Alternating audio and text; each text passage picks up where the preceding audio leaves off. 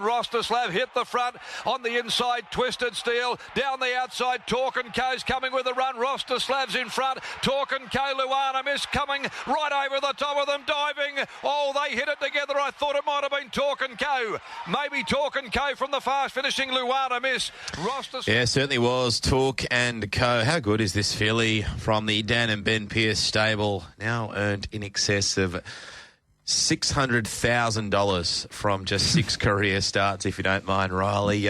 Max Simmonds on the weekend, of course, Karrakatta Jim Crack in the autumn, and co-trainer Ben Pearce joins us on the program now. Ben, good afternoon. You must be so proud of the filly. Yeah, good afternoon, Alex and Riley. Yeah, well, straight off a plane, Benny, and straight to the races, and not a bad homecoming. Able to pick up yet another feature win with this filly, as Alex mentioned, just seemingly going from strength to strength. Yeah, for sure. I was Chloe and I were away for 2 weeks, and straight back in Friday night and to the races Saturday, and to get a result like that, it's a credit to the whole team to be able to keep everything ticking over in great shape, and plenty of winners while we were away, so they've done a great job.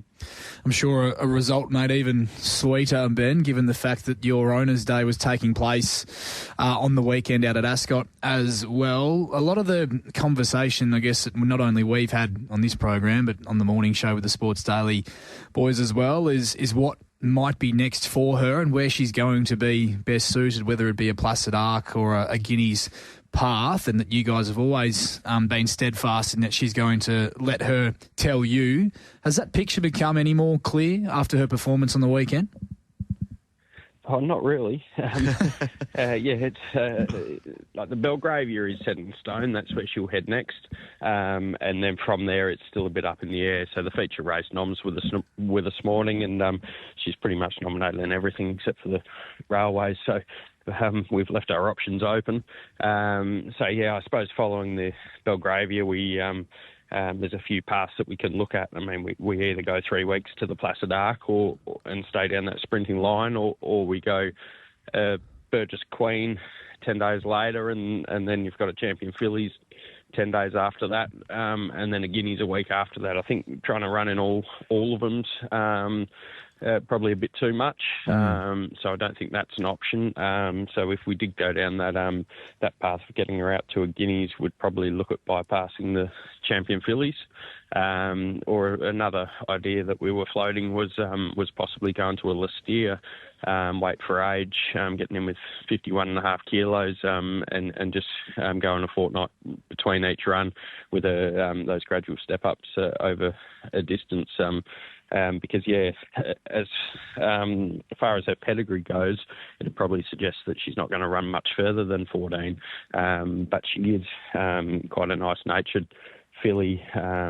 She's got the sort of the shape of a horse that could get over a mile, and the way she's been attacking the line could suggest that as well. So it's a bit up in the air, and looking at a family, I'm all the talk. Obviously, the horse of Wolfie's won a Guineas a few years ago, but on the dam side, it's a sprinting family. Richenko, the brother, we actually did a gene test on him, and he was a CC, which is sprinter. We haven't done a gene test on her, but that could be something that we might look at over the next few weeks. How long does it take to get a result back after doing a gene test?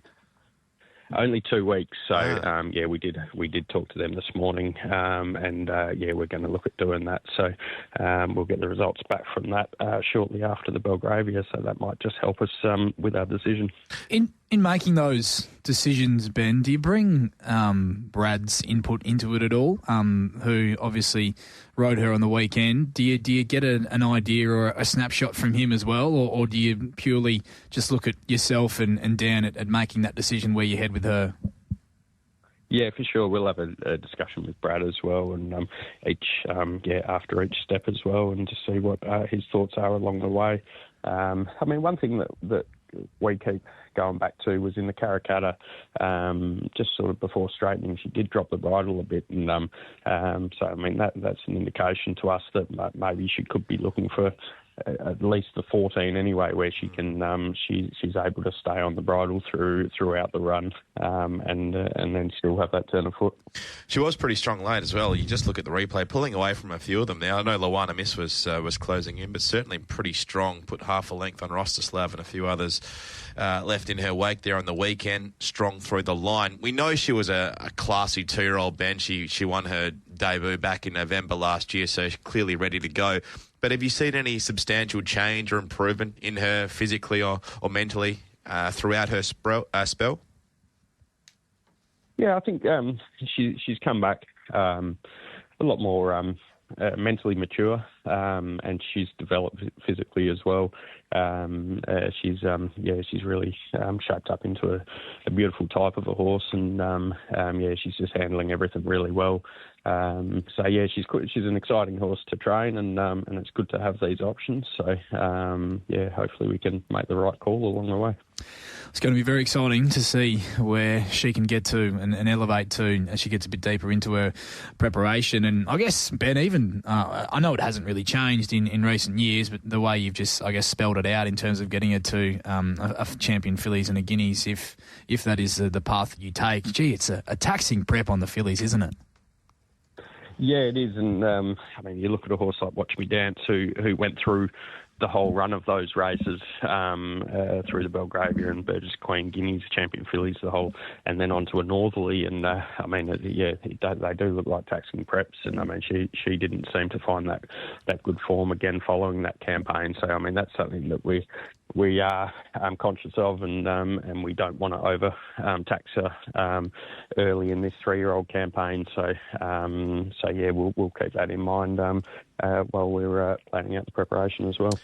A few of your other stable stars, if we can just touch on them. What's the latest with Let's Gallivant? Ben, haven't seen the champ, we'll call him a champ, since his Perth Cup run back in January. Yeah, he's going to be pushing for time. He has been nominated for the Railway and the Kingston Town, and we've also put a nomination in for the Gold Rush as well as a backup if he doesn't make it timing-wise. But his leg is really good. He's come back from a suspensory injury, and he's had a long working rehab preparation. It got scanned last week. He's had his first gallop, and everything's holding up really good. So we're just really pushing for time. And we don't want to be putting any extra pressure on him to get him there. So if he's not ready, he's not ready, and we'll just see how he progresses over the next couple of weeks.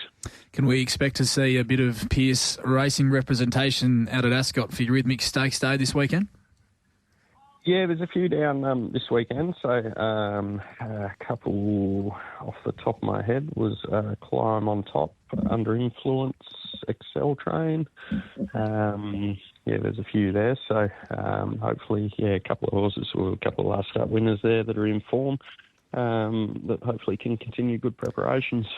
Ben, I know you've got an opinion of a couple of these gallopers upcoming a bit earlier in the week, leading into Saturday. We see Friar's Legacy back at the races on Wednesday, and Perfectly Proper, who couldn't have trialled any better, heading to Northern, or at least in the nominations for that Northern meeting on Thursday. Are you expecting forward showings from both of them? Yeah, for sure. They're both nice horses returning, and Perfectly Proper, although she's run super races in the Magic Millions, Caracatta and the Sires, she is still a maiden. So, she'll go to that maiden on Thursday at Northam, and if she can come through and tick off a maiden, she can look at chiming into some of these feature races. And Friar's Legacy is a horse that I've got a lot of time for.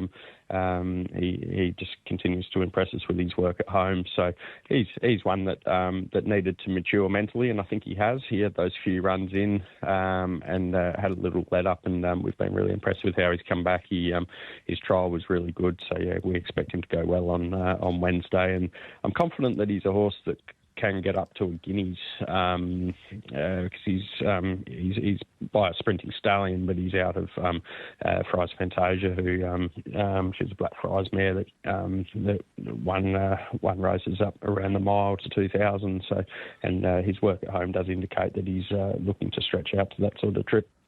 What's the latest with a horse that did good things for your stable last year? Haven't seen Ollie's Choice for a little while. Is he retired? Is he back in work? Will we see him anytime soon? He's had a few soundness issues, and we tipped him out, and we said we're not going to bring him back until he's 100%. And so he's had a long spell. We got a vet check done on him when we were looking to possibly bring him back in for a spring carnival, and he still wasn't 100% right. So yeah, we've just left him in the paddock. He'll have a bit longer, and we'll look at getting him vetted again around sort of the end of November, and look at making some plans towards the autumn. And one last one before we let you go. Last time we spoke to you on Drive, you said you had a bit of a scare with Rockfest post his last win. Excuse me. Back in early September, you're going to give him a bit of a break before potentially bringing him back for a Guineas assault. What's the latest with Rockfest? Yeah, he's back. He's in great nick. So yeah, he's nominated for the Guineas in the Kingston Town. So he'll look at trialling in 2 weeks' time, and hopefully kicking off in the Faretha. But yeah, he's come back in great. I mean, his first up win was sensational, and second up, we were still happy with him, but yeah, post race he just got quite agitated, and we went right over him. There was a couple of small little things that we think could have contributed to that. So yeah, he's been treated for that, and he's come back in great nick. All right, looking forward to the Faretha with Rockfest. Ben, thanks so much for your time, mate. Good luck making that decision with Talkanco. It's a good problem to have. Congrats on the win on the weekend. Well done, Ben. No worries. Thanks, guys.